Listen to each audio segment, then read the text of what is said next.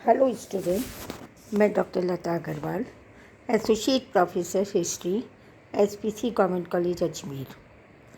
आज हम MA final group B medieval Indian history 1200 to 1750 के paper 5th B polity and economy of India के unit 2 central Asian policy of Mughals, जिसका topic है central policy of Akbar. बच्चों, आपको पता है प्रथम पानीपत के युद्ध में जो 21 अप्रैल 1526 को मुग़ल सम्राट बाबर और सुल्तान इब्राहिम लोदी के मध्य हुआ था। बाबर की विजय हुई और लोदी की पराजय हुई, और जिसे इतिहासकारों ने मूलतः जदुनाथ सरकार ने इसे एक ऐतिहासिक निर्णायक युद्ध बताया, इतिहास के निर्णय को बदलने वाला, अर्थात सल्तनत साम्राज्य की समाप्ति और नई मुग़ल साम्राज्य का प्रारंभ होना बताया। बाबर ने धीरे धीरे पानीपत के युद्ध में प्रथम युद्ध में विजय प्राप्त करने के बाद उसने राजपूतों को परास्त कर अन्य राज्यों को भारत में अपना एकाधिकार या अपने उत्तरी भारत में साम्राज्य स्थापित करने का उसने प्रयास किया। हालांकि बहुत शॉर्ट टाइम था, 1530 में ही बाबर की मृत्यु हो जाने के कारण बाबर अपने साम्राज्य को विस्तृत नहीं कर पाया। उसका हुमायूं हर क्षेत्र में योग्य अवश्य था, पर लेकिन युद्ध नीति, रणनीति और दूरदर्शिता में वह इतना योग्य नहीं था जिस प्रकार बाबर था। परिणामतः अफ़गान शासक या अफ़गान सुल्तान शेरशाह सूरी के हाथों वह पराजित हुआ। शेरशाह सूरी का 1540 में प्रशासन स्थापित हुआ। मुग़ल साम्राज्य एक बार छिन्न भिन्न हो गया और 1545 में शेरशाह सूरी की मृत्यु के बाद पुनः हुमायूं ने ईरान से भारत आकर अपने साम्राज्य को स्थापित करने का प्रयास किया। परंतु वह इतना अधिक अपने साम्राज्य को विस्तृत नहीं कर पाया जितना कि उसकी और या बाबर की महत्वाकांक्षा थी। 1556 में हुमायूं की मृत्यु के बाद उसका पुत्र अकबर ने अपने साम्राज्य को या मुग़ल साम्राज्य को स्थायित्वता प्रदान की और उसकी अपनी खुद की व्यक्तिगत तथा भारत की परिस्थितियों को देखते हुए या बहुसंख्यक हिंदुओं की नीति को देखते हुए उसने सहिष्णुता, समन्वयता की नीति अपनाई और अपने साम्राज्य को स्थायित्वता प्रदान की।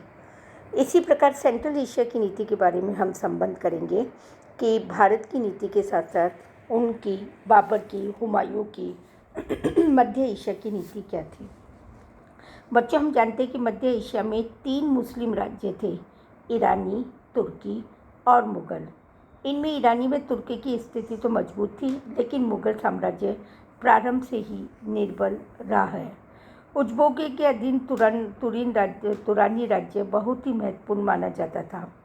बल्ख एवं बदख्शां भारत ईरान व भारत तुरान देशों के बीच में स्थित था। मुग़लों की प्रारंभ से ये इच्छा थी कि इन पर मुग़लों का साम्राज्य स्थापित हो जाए, लेकिन बाबर और हुमायूं भी इस साम्राज्य को स्थायित्वता या स्थापित नहीं कर सके थे। यहाँ तक कि अकबर भी असफल रहा, क्योंकि वह भी सेंट्रल एशियन या मध्य एशिया की नीति में उसने हर संभव प्रयास किया, परंतु भारत की ओर अधिक ध्यान देने के कारण वह अपनी इस नीति को बनाए रखने में असफल रहा।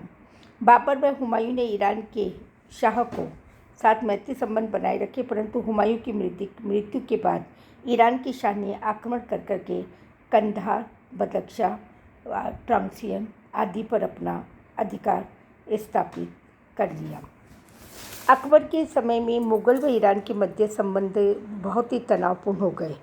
अकबर व ईरानी शाह अब्बास के मध्य संबंधों में सुधार हुआ था, परंतु शीघ्र ही वह सुधार धीरे धीरे अब संबंध बिगड़ने लगे।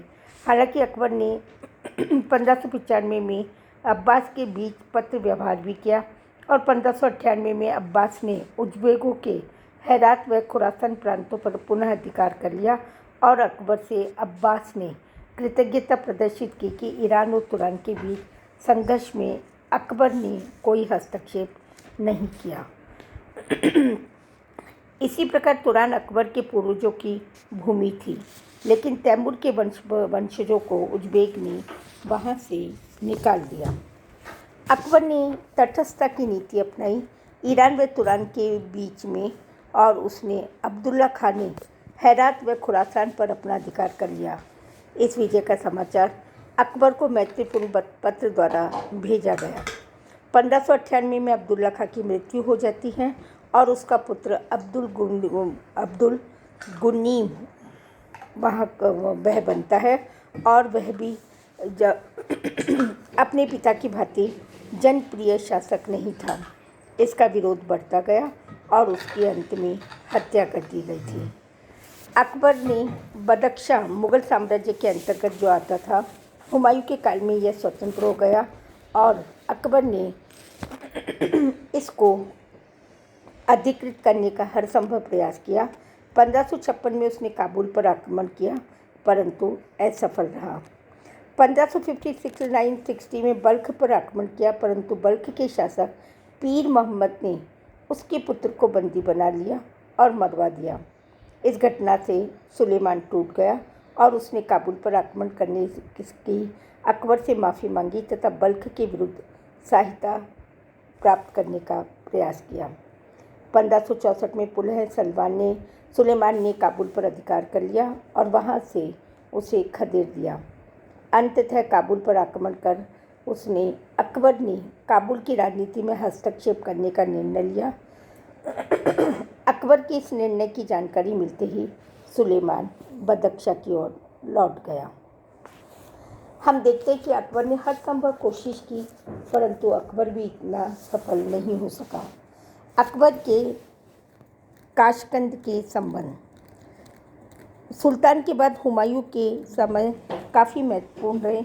अकबर गद्दी पर जब बैठा था तो उसने सुल्तान अब्दुल रशीद के राजदूत शरफुद्दीन हुसैन ने जालंधर में अकबर से भेंट कर हुमायूं की मृत्यु पर शोक प्रकट किया और राज्यारोहण के उपलक्ष्य में अकबर को बधाई दी।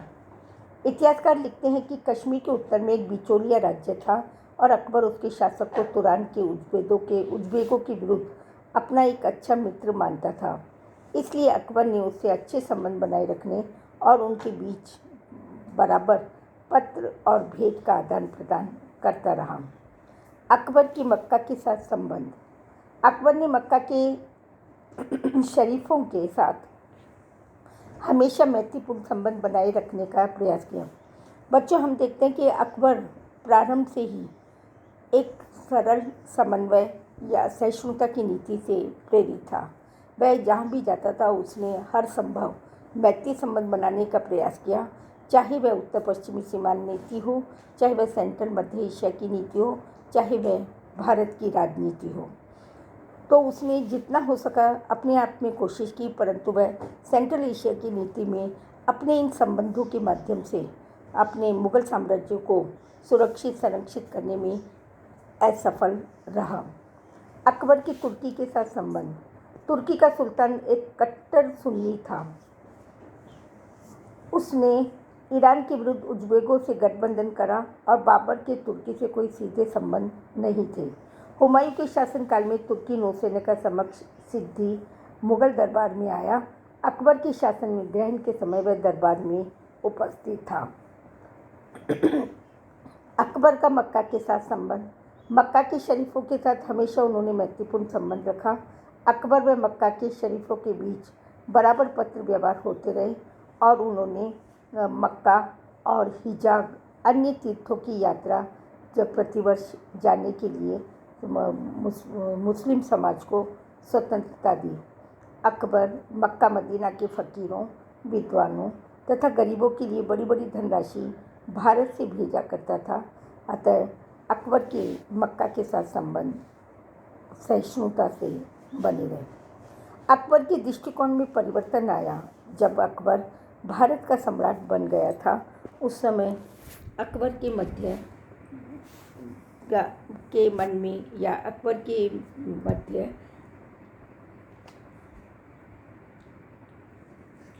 मध्य एशिया से संबंधित संबंध बिगड़ने लगे। उसने अपनी शक्ति का विस्तार करना प्रारंभ किया और इस बदलते दृष्टिकोण के अंतर्गत उसने तुर्की के सम्राट को खलीफा मानने से इनकार कर दिया। इसके अलावा तुरान के साथ तुर्की के शासक का गठबंधन भी अकबर को पसंद नहीं आया। इस बदलाव की पुष्टि के अंतर्गत उसने ईरान से हुई सारी संधियां भी तोड़ दी। यही नहीं, अकबर ने अब्दुल्ला उज़्बेक, ईरान के शाह और मुग़लों का एक संयुक्त मोर्चा भी तुर्की सुल्तान के विरुद्ध बनाने की कोशिश की। यह गुट बनना संभव नहीं था क्योंकि उज़्बेक और तुर्की सुल्तान परंपरागत मित्र थे। इस प्रकार अकबर ने शासन संभाला। तब से ही अंत तक तुर्की शासकों ने के मुग़लों के साथ अच्छे संबंध नहीं बने। वास्तविकता तो यह रही कि अकबर तुर्की शासकों से घृणा करने लगा था। यहाँ तक कि उसने तुर्की व यमन के राजदूतों को भी निर्वासित करने का प्रयास किया।